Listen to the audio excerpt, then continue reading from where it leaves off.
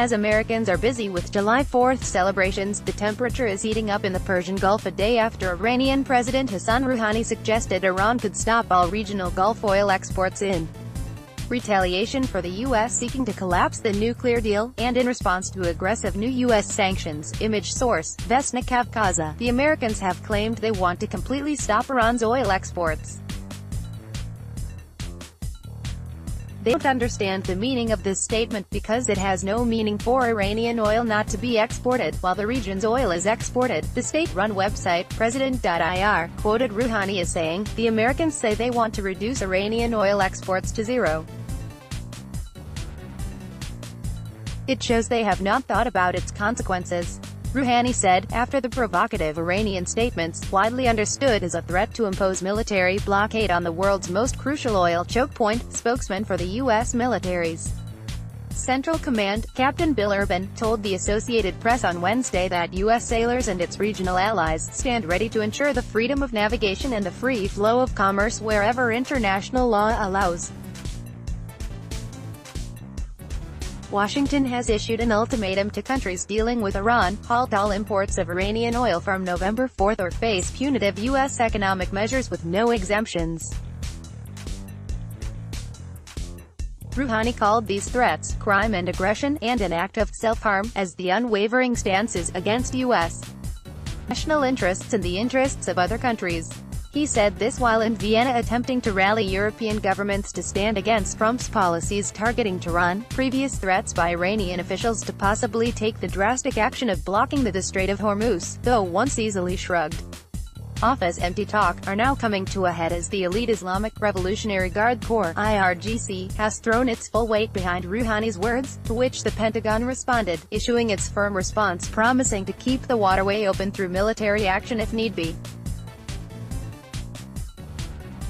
Though Rouhani's initial words could be somewhat open to interpretation, IRGC Commander Major General Qasem Soleimani followed up on Wednesday in a published letter addressed to the Iranian president. "Your comments, carried by the media, that if the Islamic Republic's oil isn't exported there would be no guarantees for the whole region's oil to be exported, is a very valuable comment." Soleimani wrote, "I kiss your, Rouhani's, hand for expressing such wise and timely comments, and I am at your service to implement any policy that serves the Islamic Republic," he said. As Quds Force leader, the Special Forces IRGC unit engaged in foreign operations, Soleimani is precisely the one who would oversee such an operation as blocking Gulf exports.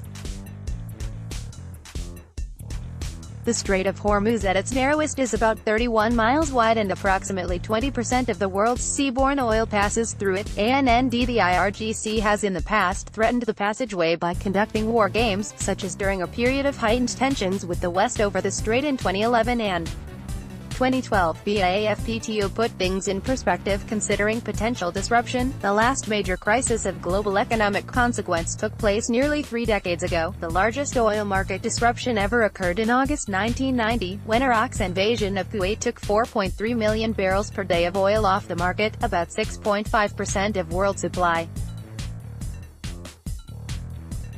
That stoppage caused world oil prices to double, from about $20 to $40 per barrel. But a blockade of Hormuz would cut off nearly 4 times as much oil as the Kuwait crisis did, disrupting a share of the oil market 3 times greater. Meanwhile, Iran OPEC Governor Hossein Kazem-Power Ardabili weighed in with dire warnings in statements carried by Iran's oil ministry news agency Shana. Trump's demand that Iranian oil should not be bought, and his pressures on European firms at a time when Nigeria and Libya are in crisis, when Venezuela's oil exports have fallen due to U.S. sanctions, when Saudi's domestic consumption has increased in summer, is nothing but self-harm.